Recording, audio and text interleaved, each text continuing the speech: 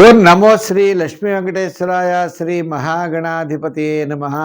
ఉగ్రం వీరం మహావిష్ణుం జ్వలంతం సర్వతోముఖం నృసింహం భీషణం భద్రం మృత్యుర్నమామ్యహం. ప్రేక్షకుల నమస్కారాలు తెలియజేస్తూ ఈ వారం రాశి ఫలాలు జూలై 19 నుంచి జూలై 25 వరకు ఉన్నటువంటి గ్రహాల యొక్క పరిస్థితిని అనుసరించి మనం రాశి ఫలాలు తెలుసుకుందాం.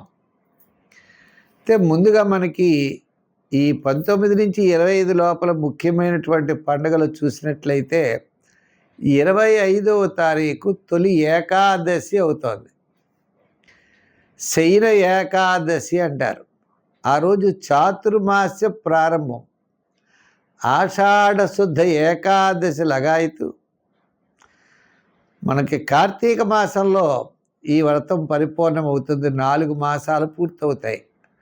ఆషాఢం నుంచి భాద్రపదం, భాద్రపదం నుంచి ఆశ్వీజం, ఆశ్వీజం నుంచి కార్తీకం. ఈ 4 మాసాలు అయ్యేటప్పటికీ చాతుర్మాస్య వ్రత దీక్ష అంటారు. ఈ 4 మాసములు విష్ణుమూర్తికి చాలా ప్రీతి అయినటువంటి మాసములట. ఈ చాతుర్మాస్య దీక్ష వహించేవారు ప్రాతకాలంలో స్నానం చేసి ఒక గదిలో స్వామికి మండపం ఏర్పరిచి విష్ణుమూర్తిని పెట్టుకుని అఖండ దీపారాధన 4 నెలలు పెట్టుకుంటారు. ఉదయం షోడశోపచారాల చేత పూజ చేసి స్వామివారికి నైవేద్యం పెట్టి ఆ ప్రసాదం స్వీకరిస్తూ కిందే పడుకుంటూ బ్రహ్మచర్యాన్ని పాటిస్తూ సాయంకాలం వేళ ఏకభుక్తం ఒకేసారి రోజు ఆహారాన్ని స్వీకరిస్తూ సాయంకాలం వేళ కూడా స్వామివారికి షోడశోపచారాల చేత పూజ చేసి ఒక దీక్ష వహిస్తారు. ఇది చాతుర్మాస్య వ్రత దీక్ష అంటారు. ఈ 4 మాసాలు ఆ స్వామిని ధ్యానం చేస్తూ ఉండాలట.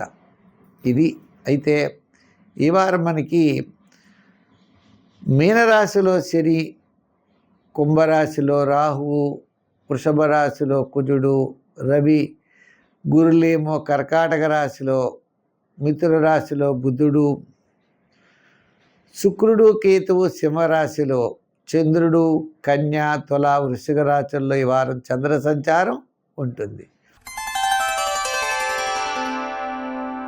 మీనరాశి. ఈ మీనరాశి వారికి తప్పనిసరిగా మనం కొన్ని నియమాలు పాటించాలి. అంటే వీరికి శని ప్రభావం ఎక్కువగా ఉంది. మరి బుధుడు చూస్తే చతుర్థంలో, రవి గురులు చూస్తే పంచమంలో ఉన్నారండి. పంచమంలో గురుడు ఉన్నటువంటి గురుడు కుటుంబ ఆర్థిక సంతానపరమైన వ్యవహారాలు డెవలప్మెంట్స్ బ్రహ్మాండంగా ఉంటాయి. మంచి ఆలోచనలతో ముందుకెడతారు. సమస్యలు తగ్గుతాయి. ప్రతి పని కూడా మంచి ఉత్సాహంగా ముందుకెళ్ళేటువంటి పరిస్థితులు ఉన్నాయి. మీ యొక్క ఆలోచనలు బాగా కలిసి వస్తాయి. కొంతవరకు మీకు అనుకూలమైనటువంటి వాతావరణం కనపడుతోంది.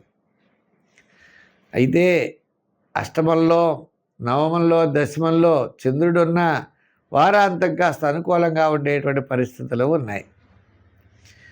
అంతేకాకుండా మీరు చెప్పాలి అన్నట్లయితే సప్తమంలో ఉన్నటువంటి ప్రారంభంలో కూడా చాలా అనుకూలమైన వాతావరణం ఉంటుంది.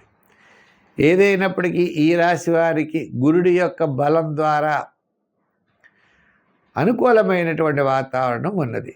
అలాగే తృతీయంలో కుజుడు, భ్రాతృవర్గ అనుకూలత, స్థిరాస్తి డెవలప్మెంట్స్, సమస్యలు తగ్గుముఖం, ఇవన్నీ కూడా జరుగుతాయి. మంచి ఆలోచనలతో ముందుకు వెడతారు. ప్రతి పని కూడా ఉత్సాహంతో పూర్తి చేస్తారు.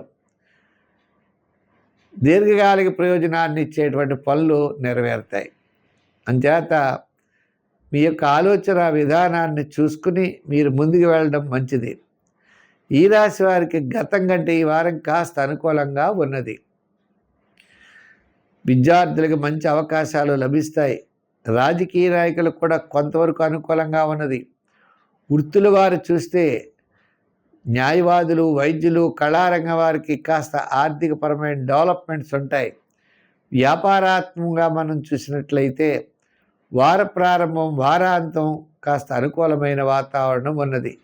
ఎలక్ట్రానిక్స్, గృహోపకరణాలు, ఫైనాన్సు, అలాగే చిన్న చిన్న వృత్తులు చేసేవారికి అనుకూలమైన వాతావరణం ఉన్నది. సంఖ్యల్లో 6, రంగుల్లో తెలుపు. ఆరాధనలో శని భగవానుని పూజించడం, ఆంజనేయ స్వామిని పూజించడం మంచిది. స్వస్తి.